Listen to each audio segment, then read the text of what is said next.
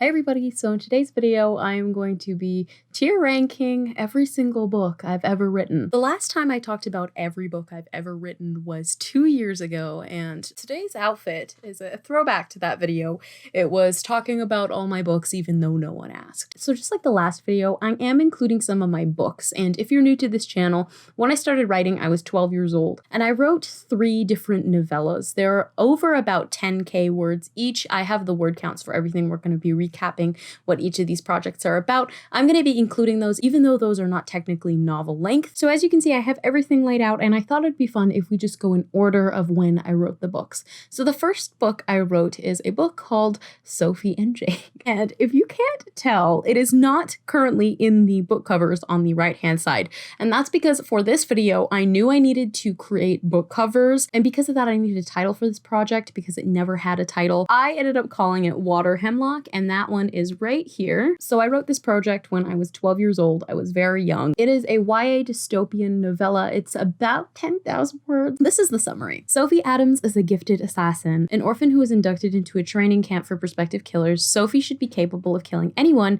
yet can hardly bring herself to harm an animal. That is until Director Johnson, her ruthless supervisor, tasks her with a mission to locate and kill a man, and the consequences are grave. If she fails, both she and her target will be taken out for good. What that summary doesn't say is that she falls in love with him. So I already know where I'm going to put it. As you can see, I have 4 tiers: fave, fine, nope, and trash. And this one, which is Water Hemlock, is going straight to trash. Honestly, it's bad. I don't like it. It's not great. It's not a good book. This project particularly, I don't like because it's not great. First of all, the premise is seen before. At the time, I thought it was like so unique. I was like, yes, I got it. I am unique. I am talented. I was not. I was scrolling through this project to prep for this video, and oh my God, the flashbacks. The dialogue is cringe. The character relationships are bad. How I thought a relationship between like a girl and a guy was supposed to go was so wrong. And you know, there's kind of a love triangle. It embarrasses me to read. So the next project that I would have written was another novella called The Dreamer. And this is about 13,000 words. It's another young adult dystopian. I wrote this like right after basically I wrote Sophie and Jake. 18-year-old Drew is a dreamer, a human mutation whose dreams are deadly. After encountering a vicious group of rogue siblings whose parents were murdered by a dreamer, Drew goes on the run, but not before falling in love with Blake. 2 problems. He's a human, and he's part of the group trying to kill her. I am going to immediately just put this also in trash. I'm sorry. Like, it is also not great. I really don't like this project for similar reasons. Again, like it follows the central relationship between this girl and a guy, and it's just, no, it's shallow. There's not really any sort of complexity going on between them. They don't really have any personalities, the characters. There is like an inkling of interest when we get like sort of somebody who is on both sides. This is the first book where I had written it in 2 points of view. So the first draft was actually just written in Drew's point of view, and then the second time that I wrote it, I added in Lake's point of view. Anyway, I don't know why I did that to myself because he's such a boring character. This one isn't as bad as Sophie and Jake, but it's honestly up there. The premise itself I was really interested in, and like the dreamers have gold blood, and I actually think it's pretty cool. Basically what happens is if you fall asleep and you're a dreamer and you get a dream, you will wake up and reenact whatever happened in that dream. And sometimes these dreams can be deadly. And so that's what happened with the dreamer who killed the parents of Lake and his siblings, whatever their names were. I don't remember. The narrator is like big cringe. So the next project that I wrote is another novella called The Treated. This is another young adult dystopian, and it is about 14,000 words. And I wrote it again when I was 12. It came right after The Dreamer. So this is the summary. 18-year-old Meg is not one of the treated. In fact, she evades the procedure that strips you of your smile for good because she's one of the rare ones, a ratus, someone equally resistant to both the cold and warm. After being betrayed by her best friend, she narrowly escapes the city and meets Holden, a young man who also evaded the treatment, and together they set out to break norms and conquer their fears. Don't laugh at me. I wrote most of these summaries in the 2019 video. The Treated is another one of those projects where like was really cringe. I remember really liking like the process of writing this one. I really enjoyed it. It opened with this scene with like the main character sitting like in like an infirmary, like waiting for her surgery. And basically the treatment is you get an implant on your finger. It looks like a ring depending on like your age group, I think, or whenever you get treated, it's a different color on the inside. And I remember that year's was like gold on the inside and black on the outside. Ugh, very aesthetic. That's the one good thing about this book. It had aesthetic jewelry options. Again, we get a bit of like cardboard character. The main character is your typical young adult dystopian in 2014. Honestly, I think I did a lot of these characters dirty when I was younger. I'm still going to rank it on the lowest tier possible, which is trash. I definitely think this one could kind of be between trash and nope for me. The other character, Holden, is a whiny little bitch, honestly, if that's how I could describe him.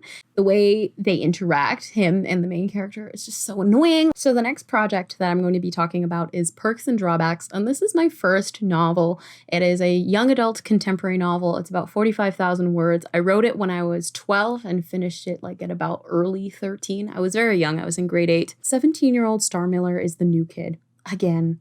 After moving to a new school 3 months before graduation, she isn't expecting to make a friend in anyone, especially not a ragtag group, least of all the group's leader, brooding resident asshole Gage. She's certainly not expecting to fall in love with him either. Just ignore how badly phrased that last part was. I really didn't know how high school went. I wrote this in grade 8, like I mentioned. High school in Ontario starts in grade 9. It definitely has Mean Girls vibes. I am going to put this one also in trash, and because of that, I'm going to move the treated to nope, actually. Because, you know what? When I put it next to Perks and Drawbacks, it really makes sense as to why the treated is much better. This book is so bad. But it was my baby. When I was in grade 8, I loved this book so much that I made it a part of my Halloween costume. I think this is my least favorite thing I've ever written. Out of everything else, I have least forgiveness for this project. I had written, obviously, these novellas that came beforehand, but those never breached 20,000 words. And I was like, I really want to write like a much longer piece. And I was like, okay, I really want to reach 40,000 words. And I remember the day I did, I was so excited. Like I would just go around my grade 8 classroom being like, guys, I wrote 40,000 words. I was so obnoxious. The character interactions, like I said, are very much reminiscent of like Mean Girls. So they're almost like caricatures. None of the characters really have that much depth. Obviously, I was trying to transition into high school. And so I think it was exciting for me to write about high school. So the sun decided to disappear on me. So I had to set up my light, which is why the lights look different now. Let's move on to Fostered, which is my baby. Fostered was my second novel, but I kind of think of it as my first novel. Like I like it more than my first child, so it's like kind of being replaced. It is a young adult dystopian novel. It's about 85,000 words, and I wrote it when I was 13. It took me about 3 months. I know. Who was she? Not me anymore. So the summary of this book is, in a society where children who've committed crimes are sent to behavioral detention centers, 15-year-old Reeve is on the run. Having spent 2 years in a home after being accused of murdering her sister, she narrowly escapes during an accident that severs all connections with her allies along with her memory. Now, a year later, she stumbles across a group of kids who, like her, have also been fostered and allies herself with them. All seems in place until she finds out a team of chasers are searching for her to prosecute her for instigating the accident that left several dead. Unable to remember anything that happened during the accident, she suspects that maybe all things don't point to her. With the help of her new friends, she sets out to discover the answer to one question: what really happened that night?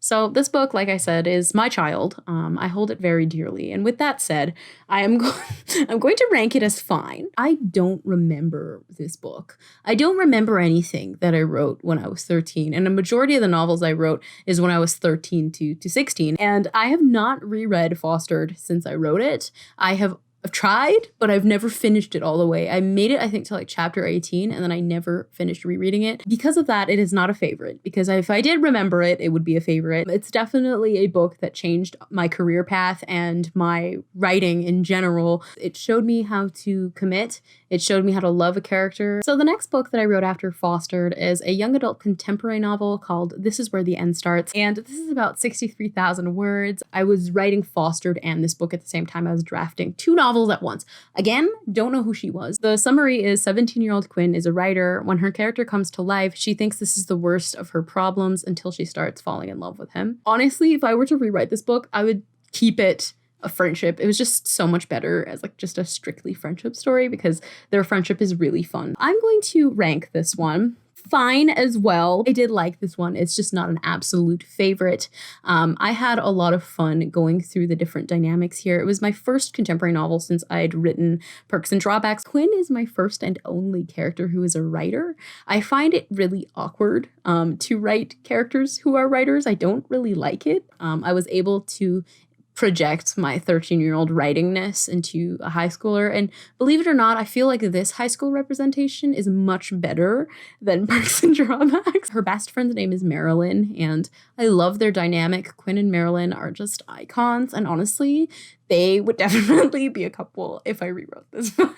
The next book that I wrote after that was Hunted. I was writing this book and the last one pretty concurrently. So how it worked is I wrote Fostered, and I started Fostered in October. Then I started This Is Where the End Starts in November, and I finished Fostered in January, and I started book 2 of Fostered in January. And I was writing both of those. Hunted is obviously, like I said, book 2 of Fostered. This is about 90,000 words. I wrote it when I was 13. The rest of the main series Fostered books don't really have summaries because they can't really be summarized, and I don't remember them to write a proper summary, but this is just a mini one. Reeve, Harrison, and Foster finally reunited after months of separation, only to realize they aren't in the clear, now being hunted by a vicious group of agents led by enigmatic Lonan.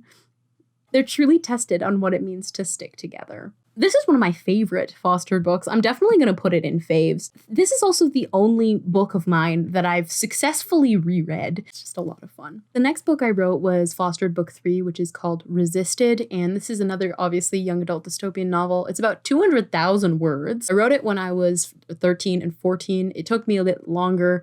To be fair, it's 200,000 words. The short summary is, after being captured by Lonan's team, Reeve, Harrison, and Foster cut a deal to work with him in exchange for a criminal pardon. I'm going to shove Hunted to the side, and I'm going to put Resisted right there. And Resisted is my favorite book of all time. It is not even like that it's a great book, but the reason why I love this book so much is because it's so authentic. I never had so much fun as I did writing this book. I remember going to New York City with my family, and I wrote, I think, 12,000 words in a weekend because of how much fun this book was. Whenever I think of my most fun memories writing books, it is writing this one. It is my favorite because we get to see Lonan's redemption arc. Like, obviously, it's not the most quality book I've written, but it is my favorite book. So the next project that I wrote is a novel called I'm Disappointed, and this book probably has stuck with me the longest out of all of my projects. It is a young adult contemporary novel. It's about 83,000 words. It went through many drafts, about 10 drafts. At one point it was like 120,000 words, but I did cut it back. I wrote it when I was 14, and I have the printed copy. I'm just going to read the blurb. Clifford Wright is a disappointment to everyone he knows. Struggling with an alcohol addiction and family that's the definition of unsupportive, he's one wrong word away from heading back to nights of out-of-control drinking, to mornings with a father who does nothing but yell, and a support system that only seems to make everything worse.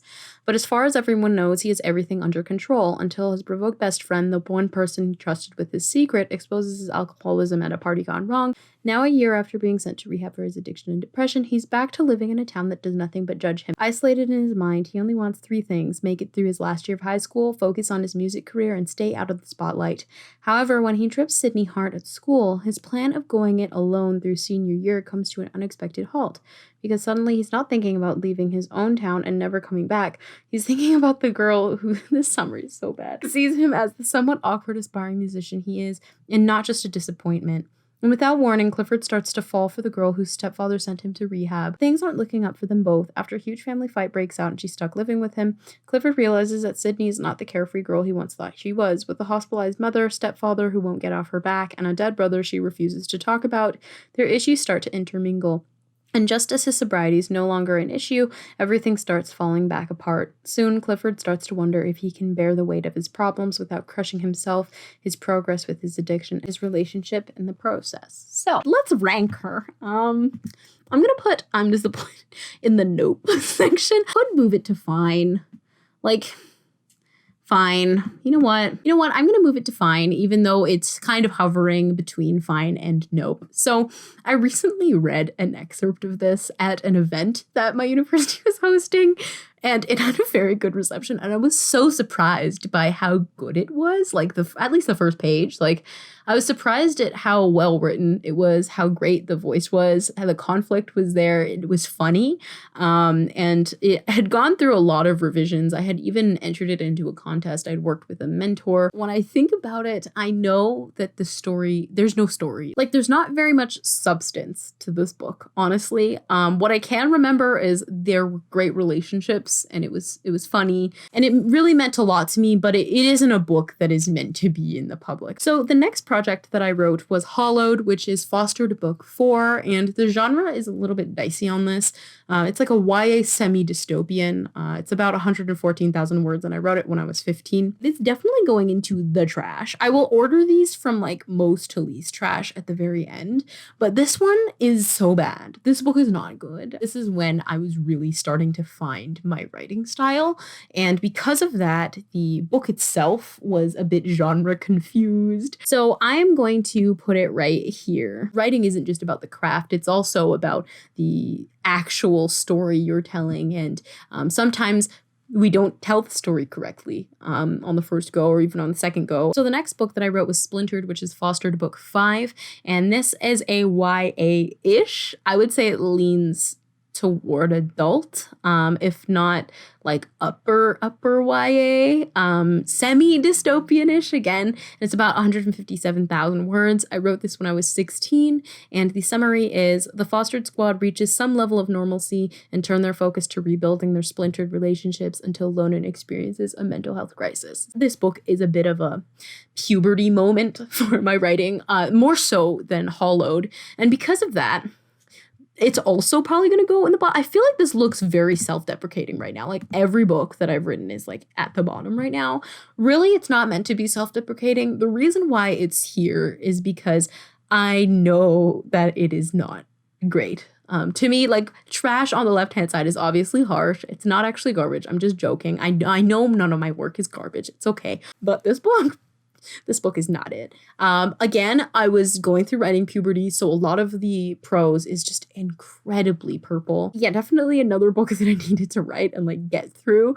It was just kind of one of those humps. Like this is getting into the section of my writing where I was really writing through some tough shit. Like I had to get through that barrier in order to be where I am today, but it was messy. It was ugly. The products were not beautiful. The next book that I wrote is Fostered Book 6, which is Rewired, and this is adult literary fiction, kind of. It starts off with some dystopian elements, and it's 78,000 words. I wrote this when I was 17. I had started it actually so much earlier. I think I started it when I was 16, and it took me like 2 years to finish. The summary is: Reeve and friends are not getting along. After months of interrelationship conflict that has jarred them apart, Reeve finds solace in a new relationship with Darren until it turns into something more. So that's kind of a summary of Rewired. I guess it really is about her relationship with Darren and how that kind of falls apart. I recently reread this book, and it was very bad. I think I could move this to nope, just because the writing, I can be proud of some of the places. Like I still love some of the writing in this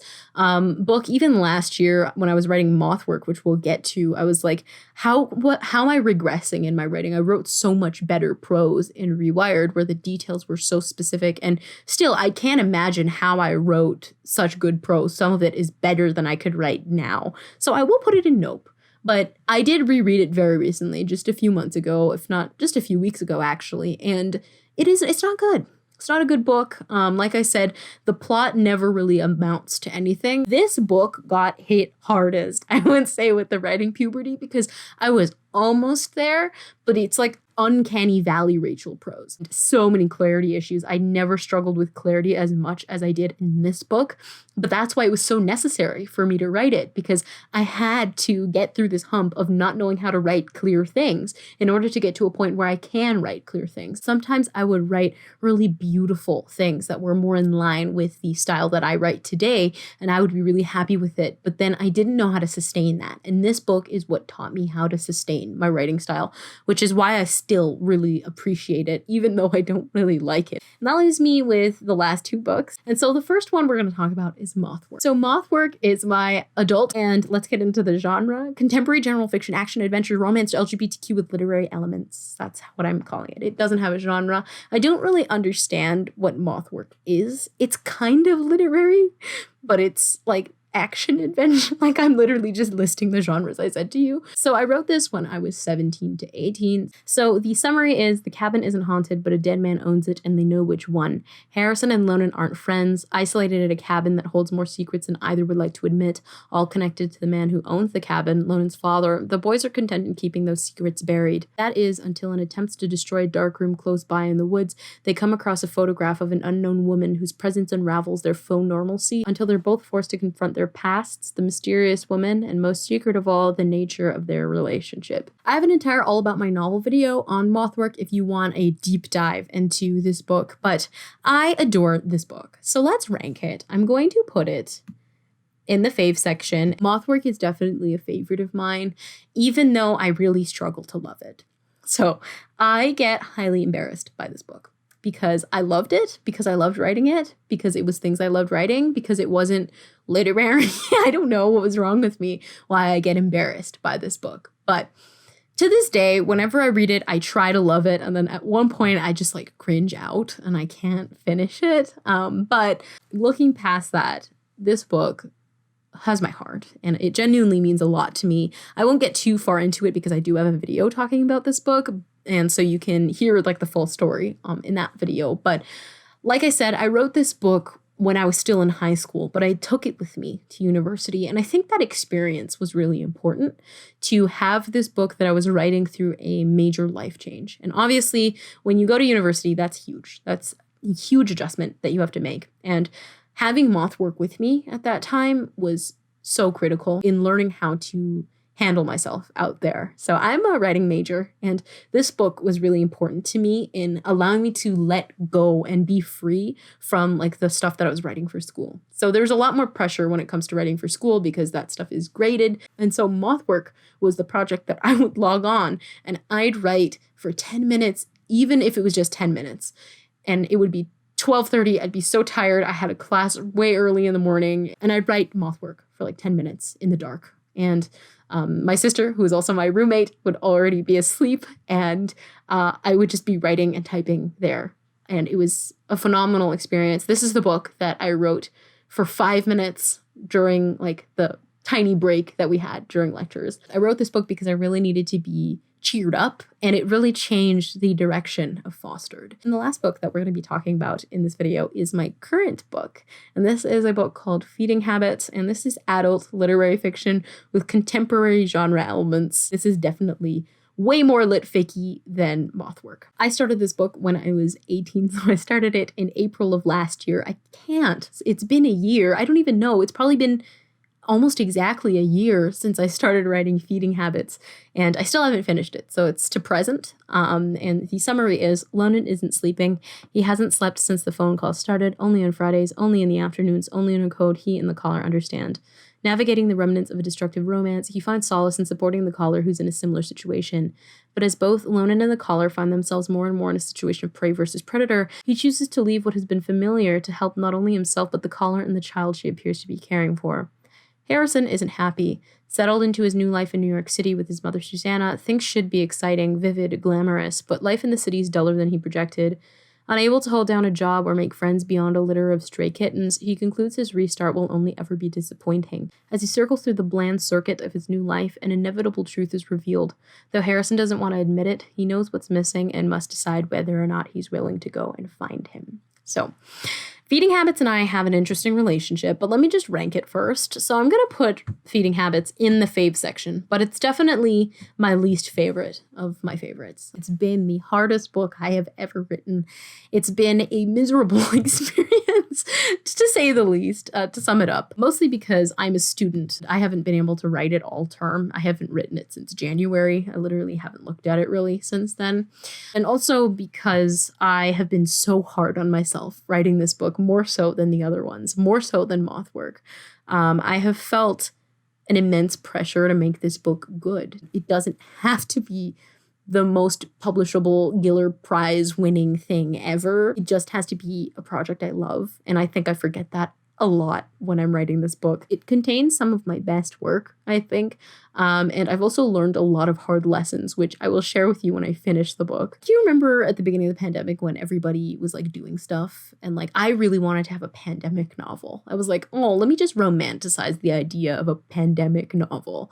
And oh, I want to remember in 20 years from now, Feeding Habits was my pandemic novel. You know how I'm going to remember Feeding Habits? As the novel where I beat myself up so much over every little thing. That's how I'm going to remember it. I'm not going to remember it as some fun little pandemic novel. But at the same time, I'm also going to remember it as a book that has taught me a lot and a book that I love dearly despite how much hell I put myself through to write it. Feeding Habits, despite that, is a book that I love, and I think a lot of you kind of love because I get a lot of love on it from the audiobook chapters that I post. So I'm going to real quick rearrange everything so that it's in order of like most favorite to like least favorite. So this is the updated chart. I would say that this is pretty accurate to how I feel about the books that I've written. I don't love that a majority of the things that I've written are in trash. I feel like that's not very nice to myself, but I know the reasons why I'm putting them there. What's a project that you're working on that you love, and what's a project that you would love to work on loving more? So let me know in the comments. I hope you guys enjoyed this video, and I will see you in the next one. Bye.